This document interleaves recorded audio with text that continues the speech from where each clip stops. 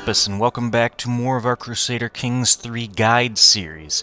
In this episode, we're going to be taking a look at the Celestial Government. Now, first things first, whenever you boot up a game in China, or whenever you do it in the Celestial Government, I suppose, you get this whole thing, Dynastic Cycle Tension. Basically, what this is telling you about is it's your job to maintain the mandate of heaven. This is only shows up, I believe, if you are the ruler of China.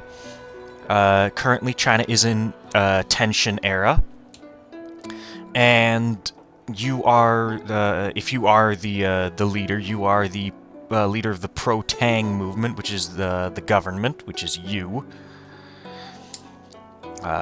This is, we'll go into the movements in a little bit once we start talking about the movements. But first things first to remember, this is a form of administrative government, which means you do have access to treasury and influence in all the schemes that those have.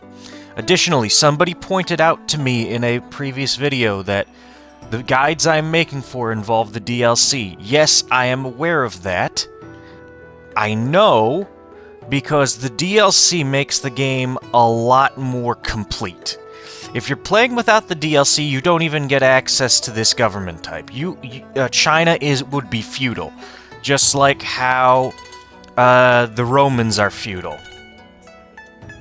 I don't like that, which is why I like having all the DLCs on. Also, you wouldn't have all the cool interactions with the Mongols. You wouldn't have the nice stuff with Japan. Like, you wouldn't have a lot of the interesting stuff like the Iranian intermezzo. You could just roll in and just take it all over instantly. Like, you wouldn't have the cool, like, bonuses and stuff with the men-at-arms up in there, I think, at least. I don't remember exactly what was in the Northern Lords DLC. But it doesn't really matter. We're not talking about them. We're talking about China.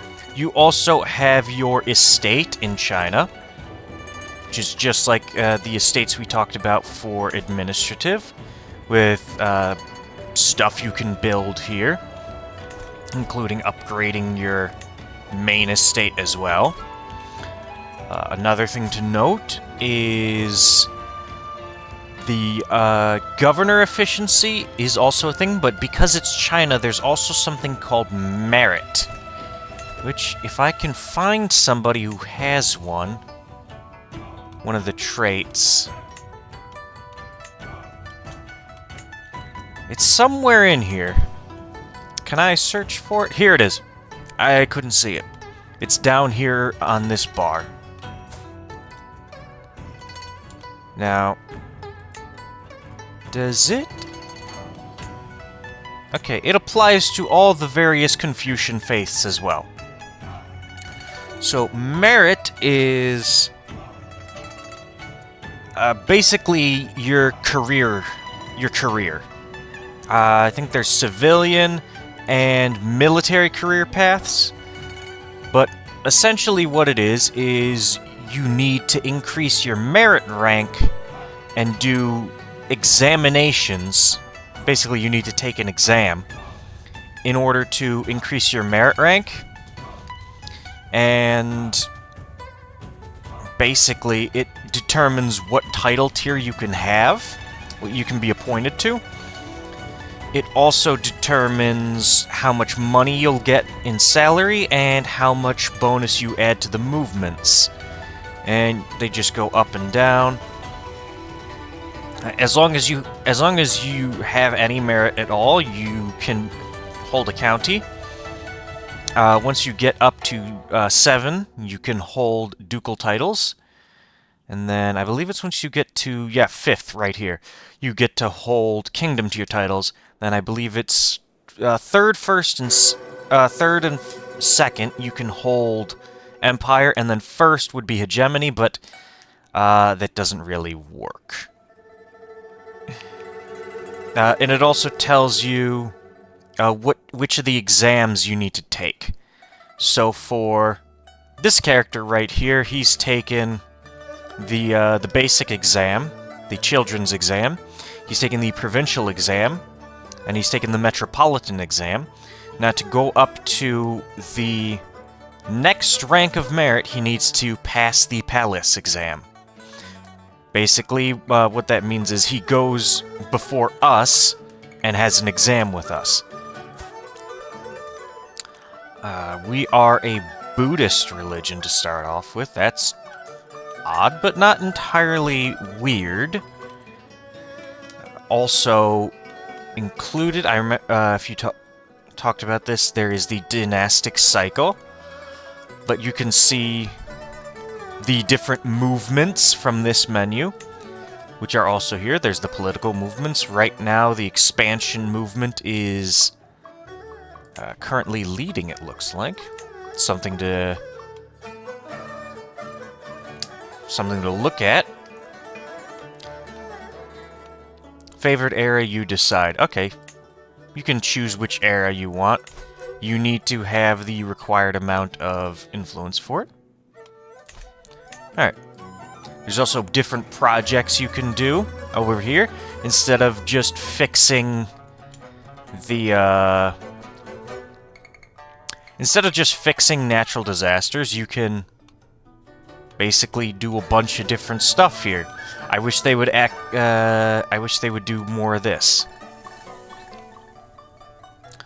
But yeah, I wish we would have more of this kind of stuff when you play as other hegemonies. Instead, all you get is developed communities, which really kind of sucks, if I'm being honest. But you have all the different bonuses from administrative, including the treasury. Because I think it's because of the religion or the government. You also get this author book decision. You can also pick a Taoist faith or a Confucian faith.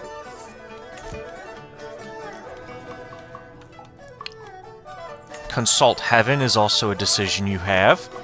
This is for the dynastic cycle. You can shape the cycle using influence. You can favor a movement. We already talked about that. And you can favor an era, which is there's a bunch of different eras in the dynastic cycle that are possible. So you have tension, you have expansion, and you have advancement. And you also have a potential era called division. Each one does different stuff. But in tension, basically you're right on the brink of disaster, essentially.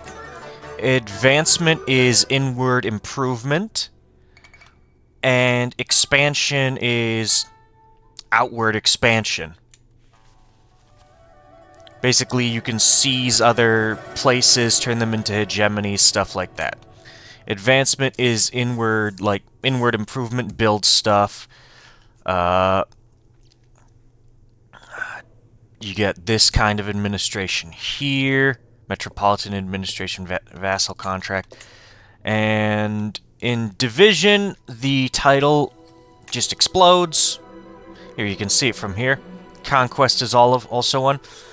But if you enter in an unstable era, the Son of Heaven loses the mandate of Heaven.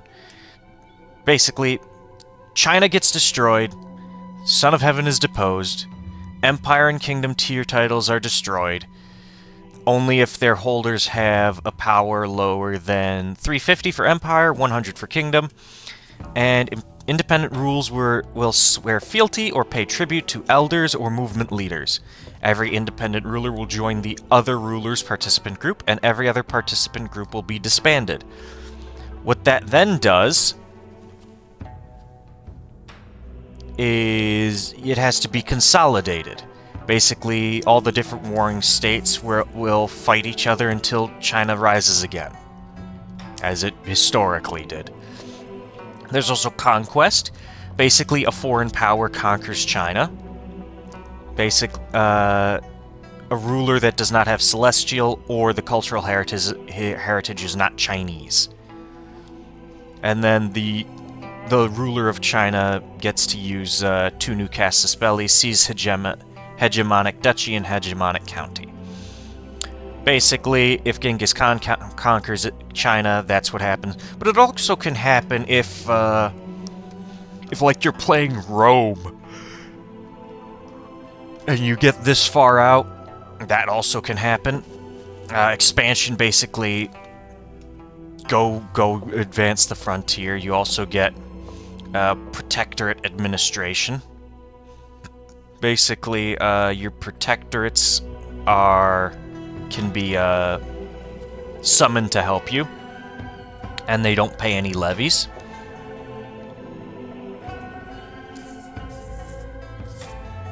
Basically, the ruler of China can... Oh, this is a vassal contract. My mistake. I'm sorry. But basically, whoever has this contract will be can be called by the Son of Heaven to go fight people. In exchange, they get more money for the military. They pay less in taxes. Their development growth is down, but they got a lot of military bonuses. Not a fan of the development growth, I will say that, though. Political movements is basically just a bunch of political movements. There's the Pro-Tang movement, Son of Heaven movement.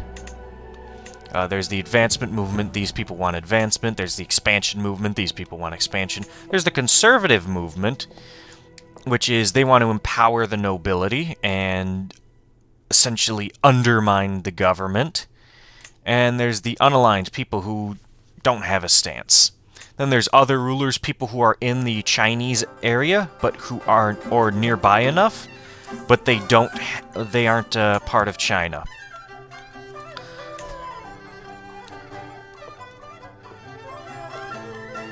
But essentially, that is the dynastic cycle. Keep an eye on that. There is also righteousness, which is house aspiration. You get this for being Buddhist. But you have ritual, which I want to look at what it is most, because it'll increase over time. Ritual, children gain a portion of their parents' merit on succession. That can be very handy. Personal movement power per level of devotion. That's good. Feast activity costs treasury. Debatable. House members gain 10% piety. Confucian education increase 10%. If Li is a powerful family, domicile income 20%, 5% political scheme growth. Righteousness, merit gain from inspection. House members have a higher chance of success when taking exams. That's nice. Influence career costs when on house members. Down. That's nice. If Li is powerful, government salary, monthly merit up. Merit up per month for all house members. That's nice. Integrity. Candidate score equal to 100% of their poet trait. That could be good. Treasury percentage up if Li is powerful. That can be good. Monthly merit per total tax paid to liege. And honor. Hunt activity costs treasury. Hunt activity provides merit. Personal movement per level of fame. Men-at-Arms maintenance cost down. Men-at-Arms regiments up 2. Advantage up 5. Military budget up 10%. Size of Men-at-Arms regiments up 2. All of these are really good. It depends on how you want to play the game. But they're all bonuses. It's based on your house. Basically, how good your house does. You just upgrade it with influence. China has a lot more influence stuff than most other countries. Let's see here. You also have these tooltips that will always pop up no matter what, which you can read. I'm going to skip that one. Governor candidates.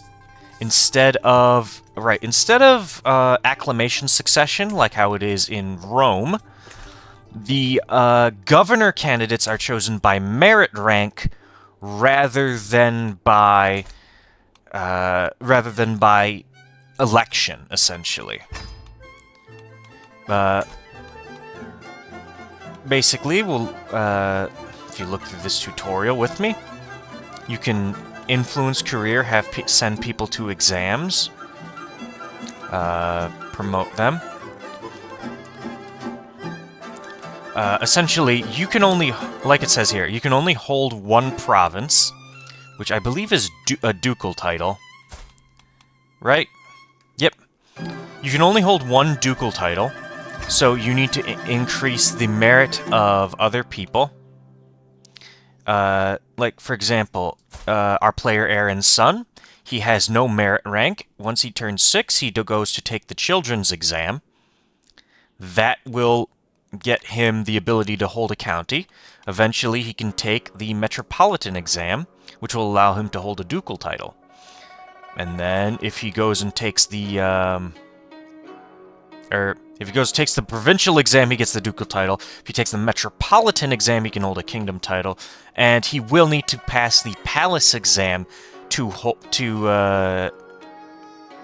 basically be able to be better. And it will choose who rules based on that merit.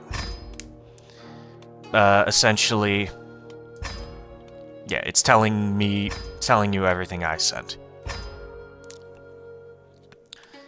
There is a downside, though. If you fail an exam, or you fail too many exams, it will cost... And you also can get Confucian education trait here, which at max rank, learning, lifestyle experience, Confucian opinion, and trade experience. You can also get this if you send people to a university in the West. It's not just China that can get the trait. But essentially, you as the ruler of China need to host the exams. So capital exams and local exams, you need to host both of them. So stockpile the money for that, essentially. Now, isn't that a kick in the ass? Look at how much money is getting paid out to people in taxes. You're not bringing in much either. At least personally. But also, it's the same thing with noble families in this tab. You do have the slander promote schemes as well. You can see their estates. Circuits are your vassals, which administrations are being put on where. This is different from the out west. You have standard administration. You have industrial administration. Monthly merit per total tax paid to liege. That's actually really good. Uses celestial appointment succession. Yep. That is candidate with the highest score inherits. Yep, I think that's for all of these. Nope, celestial commander succession for these two down here. Metropolitan. You need to have this administration unlocked. Monthly merit per total tax paid to liege. Yeah, that's a massive bonus. In exchange, you pay a little bit more taxes, but that'll help you because of the merit bonus. You get a 5% domain tax, which will also send a portion to the liege. Control growth down, which is fine. Development growth up 5%. And you can only have 5 of these, and you can only have 8 industrial administrations. You can only have 8 military administrations, which are men-at-arms base recruitment cost will increase merit, military base rate, less taxes, which is arguably pretty terrible because you need taxes to fund the military. But you get these really good heavy infantry units, and you get candidate with the highest martial capabilities inherits for Celestial Commander. Protectorate Administration, same thing. You also get the Vassal Development thing, which is monthly treasury going to the vassal, and salary, which is money going to the guy personally. And you can still give vassals directives, just like normal. But with how limited those ones are, I think I would recommend getting a couple of empires in here as well, making a couple of them, because empires are easier to manage than a bunch of different kings. It's the same thing with the Eastern Roman Empire. Yeah, historically it was always the ducal titles. However, kingdoms are a lot easier to manage than a shitload of dukes. Even if you will get more money from the dukes, if you have like 5 dukes in one area that all hate your guts, putting them under one duke will dramatically reduce the possibility for a rebellion. You are also technically part of the Eastern Steppe region as well. And you do have power sharing with a Grand Secretary, which is okay. You just need to deal with the scales of power a lot. Never let them get above, I think, like 3. Because it's probably going to bottom out around 3. Do not let them get above 3, because then you just start getting really hurt.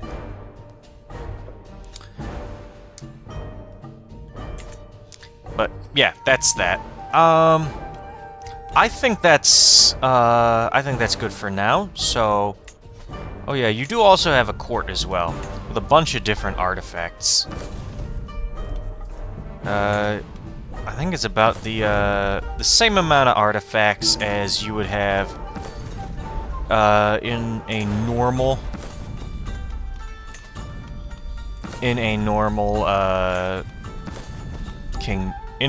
kingdom if you have the Royal Court DLC.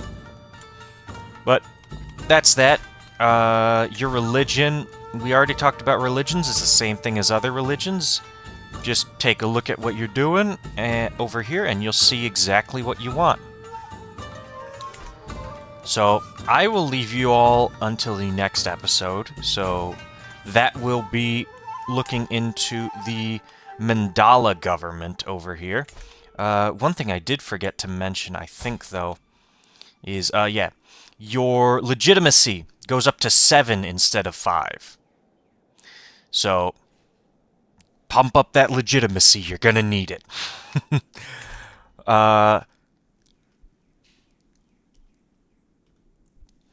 And I don't think this religion goes higher than normal.